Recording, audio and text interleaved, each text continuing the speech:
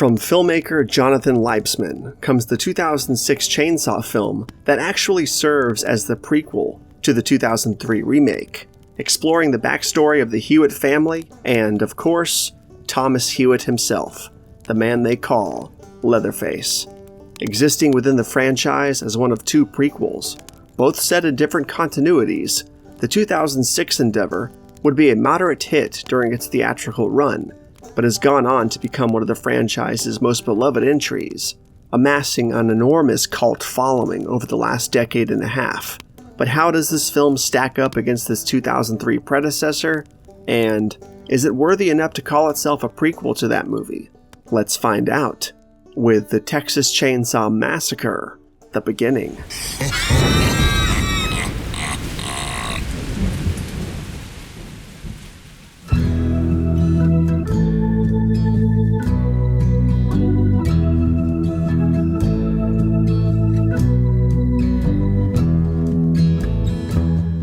This is actually the second Chainsaw film that I ever got to see in theaters, because I didn't exist for the first and second film, was seeing Teenage Mutant Ninja Turtles in theaters in 1990 versus Leatherface, was nowhere near any of the limited showings of Next Generation, if there even were any in Florida at that time, and it wasn't until I was 16 in 2003 that I finally got to see Leatherface on the big screen. So you can probably imagine how stoked I was for the second theatrical experience regarding the skin-masked madman, a prequel to the 2003 film that brought back all of the Hewitt family members, including all of their respective actors. I mean, nobody was recast in this film, which was a huge deal at the time. Also returning to the role of Leatherface himself was Andrew Bernarski, who absolutely killed it in the 2003 film, so I think there was an air of excitement about the film, especially regarding Leatherface and the return of Bernarski to the role. To date, the only guy to ever play the character twice, if I'm not mistaken. Marcus Nispel would not be returning for this go-around, neither would cinematographer Daniel Pearl. But with the same producing team, including but not limited to Michael Bay, I had a hunch that we were in good hands, and the trailer made us all the more confident in the film, as it showcased a fantastic story, simple but fantastic. The cinematography looked rich, those orange and yellows were definitely dialed up for this movie, helping to sell the back-in-the-day nostalgia vibe of the prequel itself, and the new cast of young, soon-to-be-dead characters was also promising. All in all, I was absolutely on board with this movie, excited for this movie, and we had our asses in theaters opening night, with a packed theater. One of the last old-school style packed house theater experiences I actually remember enjoying. But could the movie really live up to the 2003 remake? And if so, could it surpass it? As the lights dimmed and the movie began, we held our collective breaths and watched.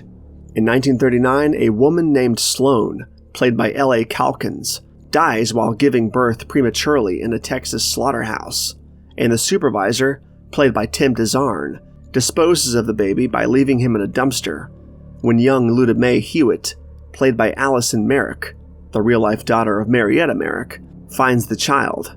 She takes him back to the Hewitt residence, names him Thomas, and raises him as her own son. 30 years later, Thomas, played gloriously by Andrew Bernarski, works in the slaughterhouse under the same supervisor who left him in the dumpster. Whether or not he is aware of this fact is never stated. When the plant is shut down by the health department, he refuses to leave until the supervisor tries to force him off the grounds. Thomas soon murders his supervisor and finds a chainsaw, which he takes with him for whatever reason. When Sheriff Hoyt, the actual Sheriff Hoyt, played by Lou Temple, attempts to arrest him, Charlie Hewitt, played by Arlie Ermey, shoots him and assumes his identity, becoming the Sheriff Hoyt we know from the 2003 film.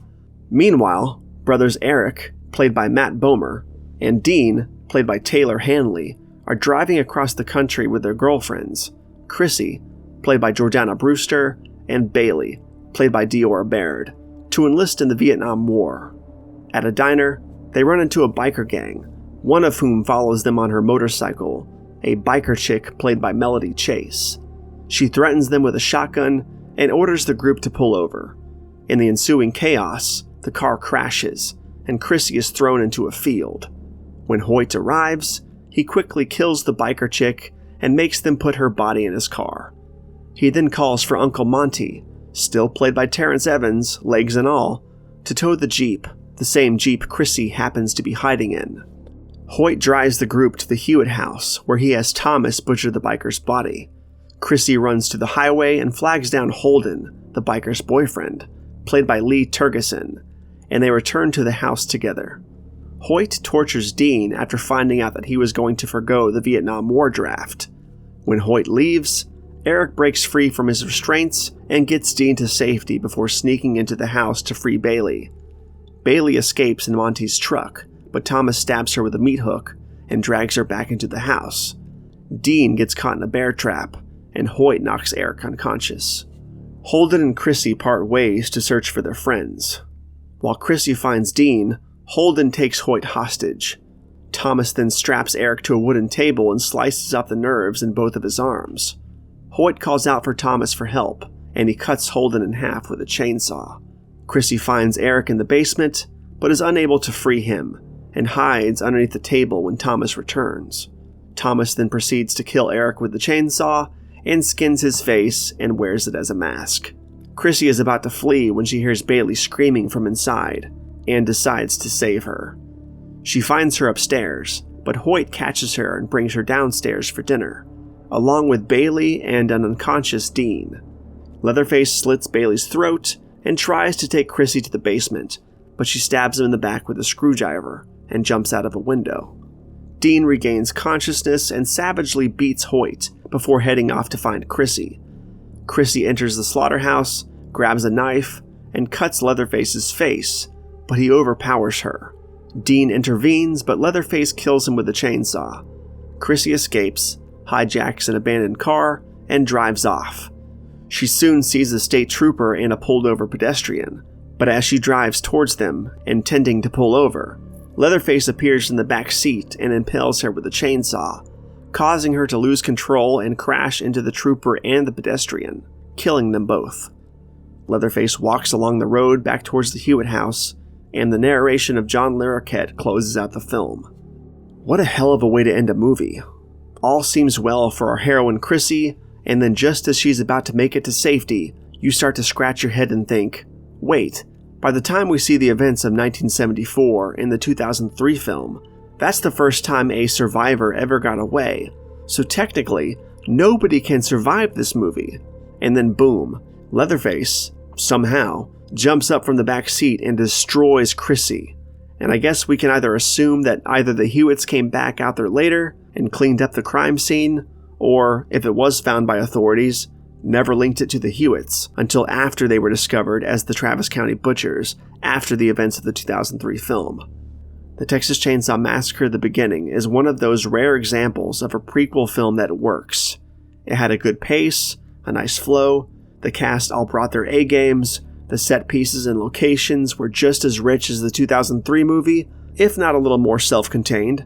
The cinematography was fantastic and rich, the editing was on point, the original score by a returning Steve Jablonsky was just as good as the first, if not better, and the filmmakers and producers and crew members involved in this project should all feel very proud of this movie. This movie rocked the house too as far as that theatrical experience was concerned. Not as much fun as the 2003 screening, but damn fun nonetheless. Again, one of the last big great horror movie theatrical experiences I've had, which is kind of sad considering how long ago this was at this point.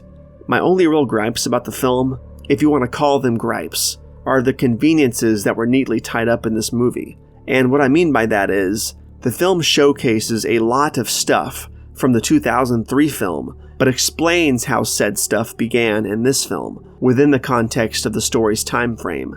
Basically, all of this stuff happened within the 24-hour period that this movie takes place across, such as Monty losing his legs, Hoyt getting his teeth busted out, Leatherface making his first chainsaw kill ever, his first human skin mask ever, etc. Again, these aren't so much gripes as they are observations, but maybe just a little too convenient for the timeline of this film. But then again, I get it. They wanted to tell this story. And it's not bad. It all works in the context of the film, It just seems like the timing of all that stuff was very close to each other. As far as Leatherface's skin mask is concerned, it's definitely one of the freshest ones in the series. And by that, I don't mean fresh as in cool, I mean fresh as in like recently cut off somebody's face, like fresh skin. And it's definitely one of the most realistic looking masks as well. Not one of my personal favorites, but damn good nonetheless. The dog muzzle style face mask is also pretty freaky too, which I believe is actually made from a dog in the film. And although it's not per se a Leatherface style Leatherface mask, it's a great origin for what it goes on to become. Bernowski crushed it again in the role as well. This dude is just scary in the role. Big, mean, imposing, and built like a damn freight train. This is the Leatherface that just goes through you if he has to, regardless of whether or not he even has a chainsaw.